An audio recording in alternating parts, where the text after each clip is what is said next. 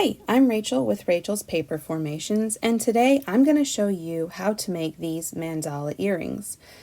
I have them in a couple different color combinations available on my Etsy store. I'll put a link in the show notes for that. Today we're going to make them in lilac and light brown, 3mm quilling paper. You will also need for this particular task a circle sizer, which is very handy, highly recommend, and some glue. And I forget to show you, but you'll also need Mod-Podge and the hardware for your earrings. Now, I am putting down washi tape to help me when I'm measuring out my strips, makes it so I can do it a lot more quickly. We'll be measuring them out at 3 inches and 5 inches.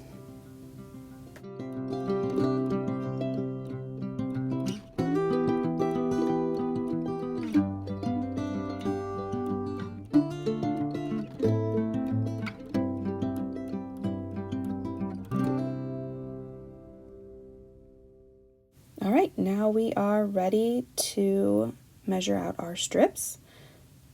I'm going to start with the light brown, 3mm or 1/8 inch quilling paper. I got mine from Quilled Creations. I'll put a link down below for that. And I'm going to pull off a few of these to start.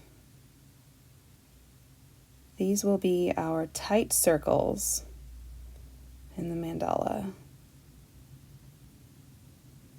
And we are going to measure out 24 3-inch strips.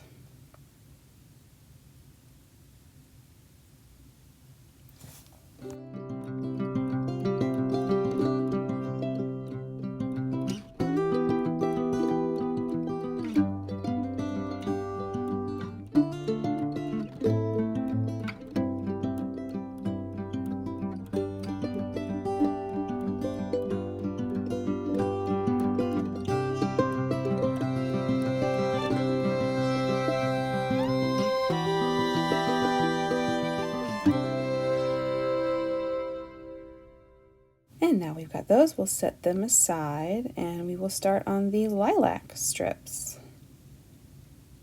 These we will be doing 5-inch strips and we need 16 of them. They will make up the teardrops in the mandala earrings.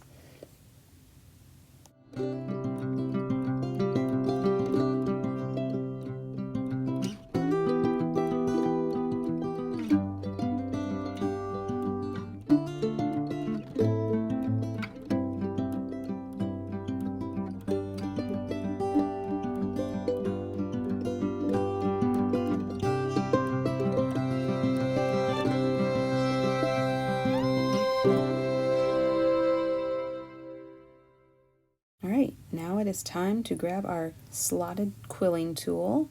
This is mine. It's a little narrower than a lot of the ones you find in the store. I had to go hunting to find a narrow one. So we're going to gather our strips. We're going to do the tight circles first.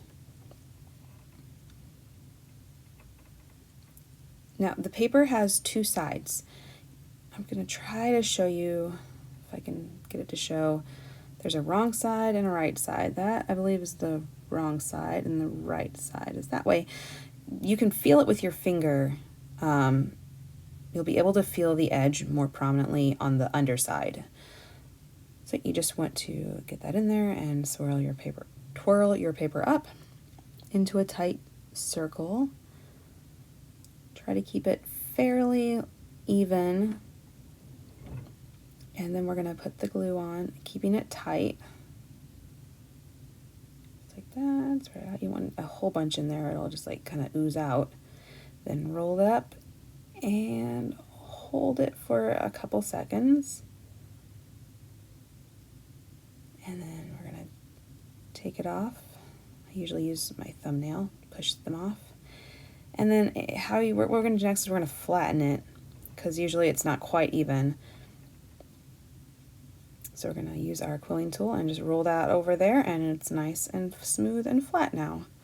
So when you are rolling these up, you want to make sure the underside is rolled inward so that it's more, technically it is more rounded on the outside, but it's not discernible. But if you roll it the wrong way, you'll notice it'll look different and it won't quite match the other circles that you do unless you do them all reverse. And there is one other thing I wanted to show you.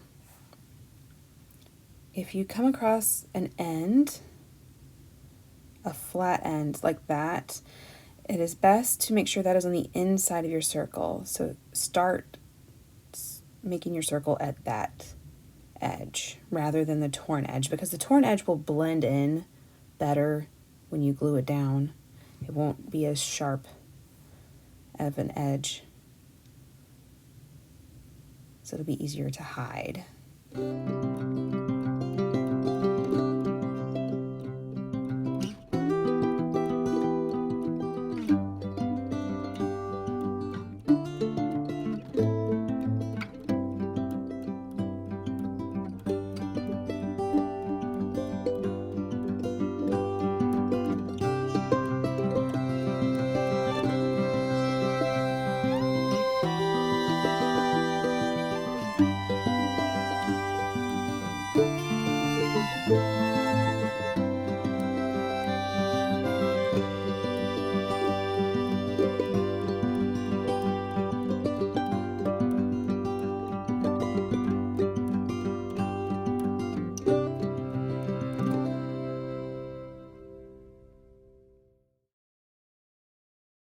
All right, now that we have all our tight circles done, we will move on to the lilac teardrops.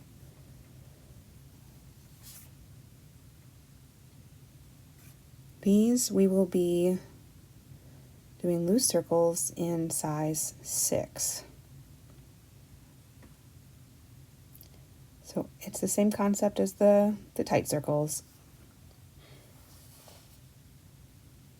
Roll from the outside to the in.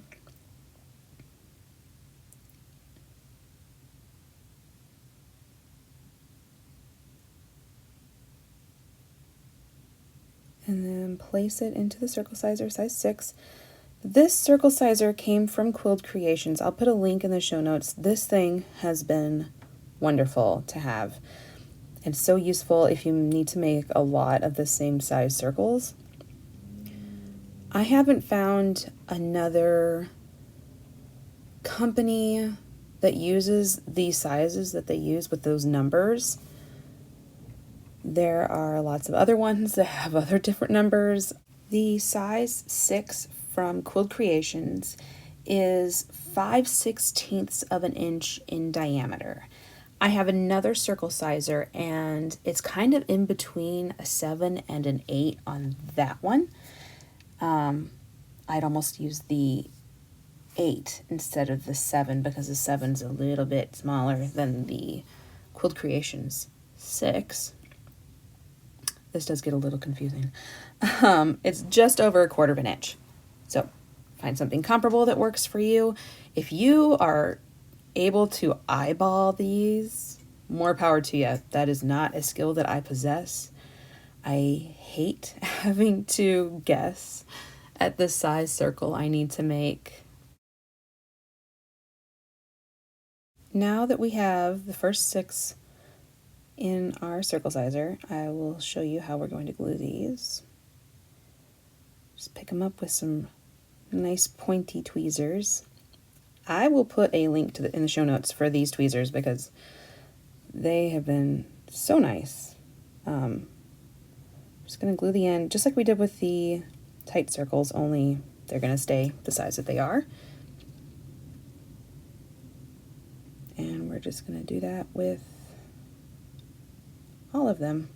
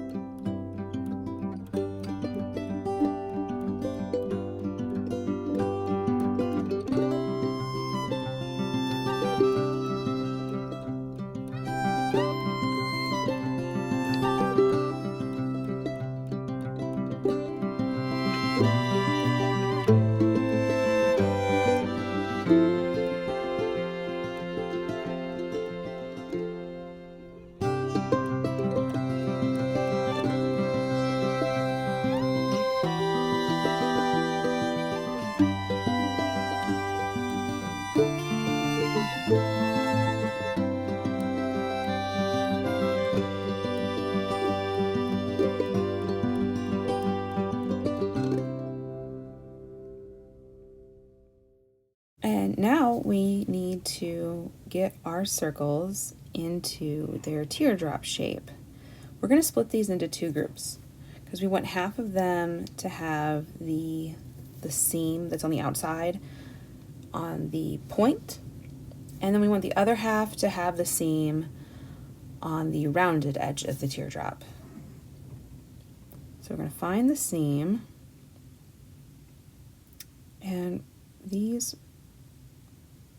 we're going to pull the inside of the circle toward the edge that has the seam, and then pinch with our thumb and forefinger on the other hand.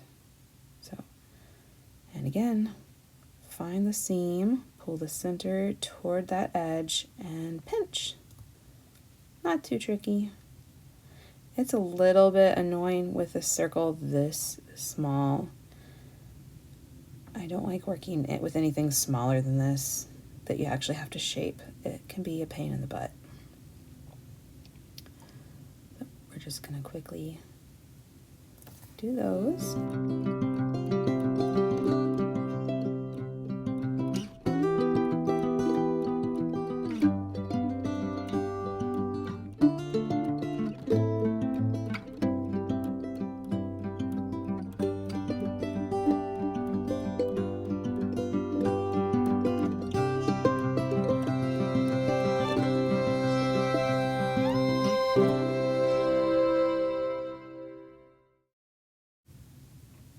All right, now that those are done, we're going to do it so that the seam is on the point. So basically, it's just the exact same, only you have the seam on your hand that's doing the pinching. Just like that. So.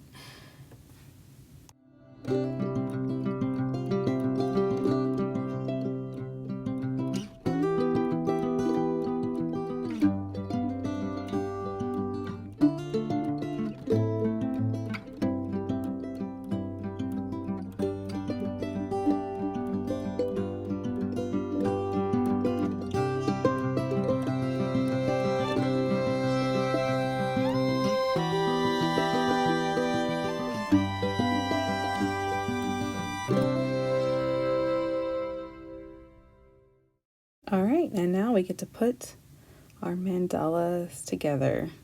We're going to start with 4 of the tight circles. We're going to glue them into a square. So I grabbed a pen and put that down. I don't think I necessarily needed a pen. I think it made it actually more difficult, especially since I was using a cutout, the side of a gallon-sized freezer baggie to use as my working surface so I didn't get glue on my corkboard, but I think it actually made it more difficult. A lot of quillers will use Glad Press and Seal. I don't have any of that. I need to pick some up because it just sticks to your surface, your workboard, and it doesn't move around like the baggie does. Even though I have it pinned down, it's not perfect. All right, so we're just gonna work on getting these glued into a square. Just put one little dot of glue is typically all it takes to get them to stay together.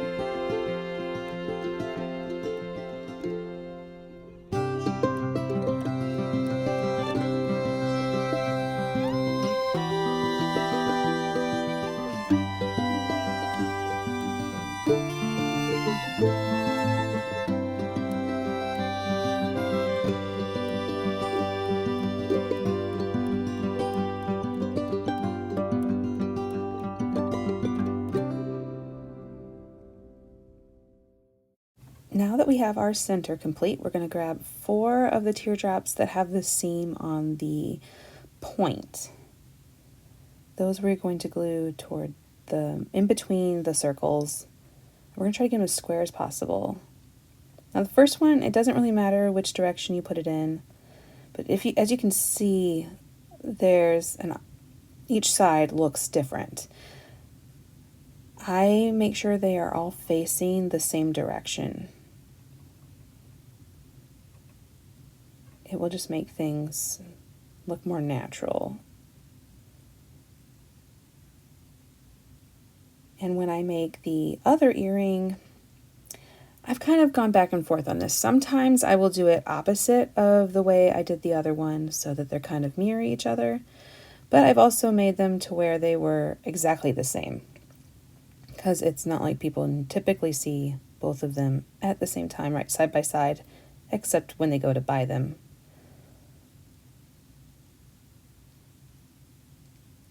So I just want to get some glue right there on the edge is all it takes.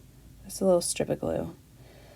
And then stick it in there, press it down. You want to make sure that it stays flush with the circles. So it is important. You don't have to, but it's a good idea to buy paper from the same manufacturer. I've used paper from different manufacturers before, and they were different widths. Even just a little teeny tiny bit can be really frustrating because you can feel it. It doesn't sit level. So now we're going to take 4 of the teardrops that have the seam on the curved edge, and we are going to glue those in between the other teardrops but facing outward. So you just want to put a little bit of glue, just a dot of glue, in the middle of the curve and glue it to the tight circle pointing outward.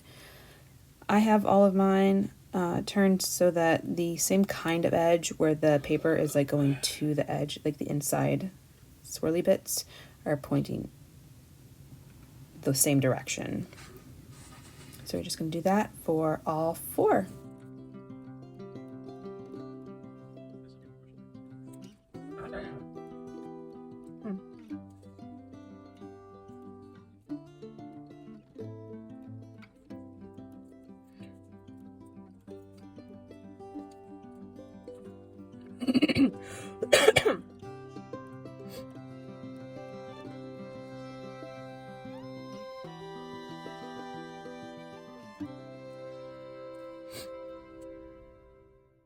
And now we're going to gather 8 of the tight circles, and we are going to glue those in between the teardrops. Zoom in so you can see a little better. Grab one. I'm going to glue it in 2 spots on the circle, because it's going to attach on the 2 sides. Or I typically do one dot that's too big and then like tap it to the one side and then I turn it. And just try to keep them in as even as you can. As you can see, like those 2 teardrops where the one I just glued down was, they're not touching. So pins help. Keep things in place. You can glue things or hold things down evenly and then glue between them, and then they'll stay where you left them.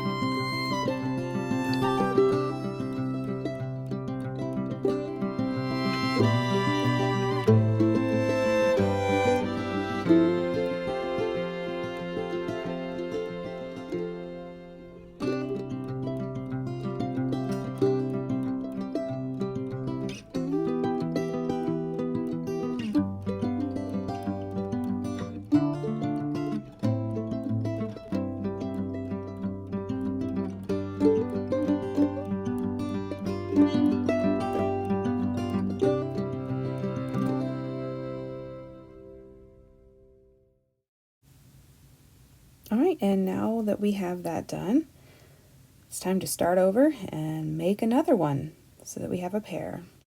And here is our pair. The next step is to seal them with Mod-Podge so that they stay strong and semi-waterproof. I use matte Mod-Podge most of the time. Sometimes I want things shiny and I'll use glossy, but typically I just use the matte.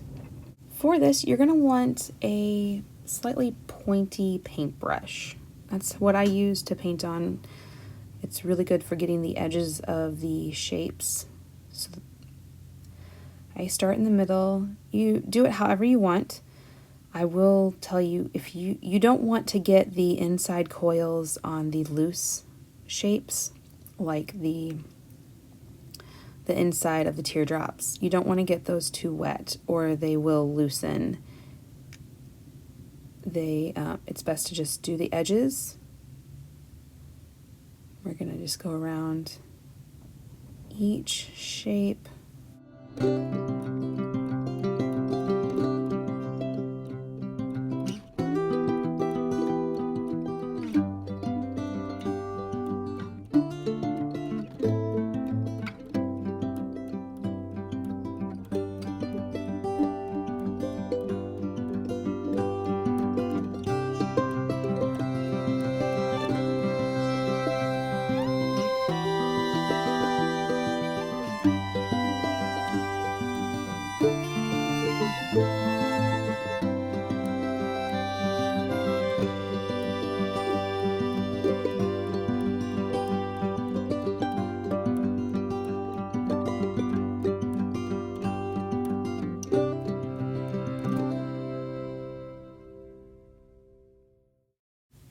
Now that we have the top of this one done, I do want to show you what it looks like. This is when you load up too much Mod-Podge in the middle.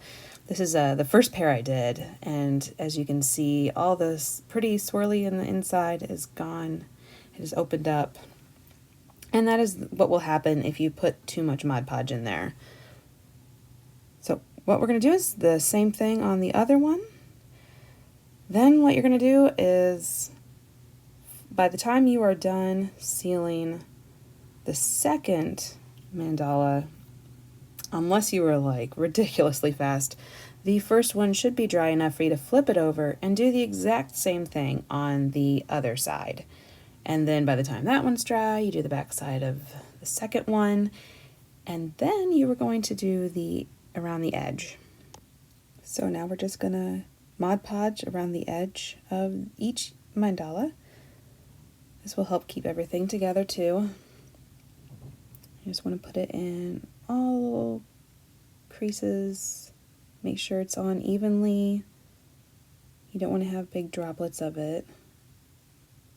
It will dry clear, but it does leave a texture. Alright, once the mandalas are both sealed completely and dry, it is time to add the hardware. For this, I use 6mm jump rings, 4mm jump rings, and sterling silver fishhook earrings. Now you're going to want to put it in one of the pointy ends, one of the 6mm jump rings, and look and see which ones have the biggest gap closest to the point, because that's where you're going to want to put the jump ring. On this one, it was really easy for me to find a place to put it. On the other one, the little offshoots are a lot closer together, but it wasn't a big deal. I did find one that would work, nice and dangly.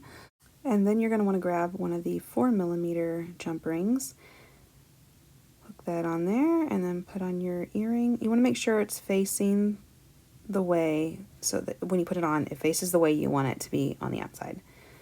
You'll do that on the other one.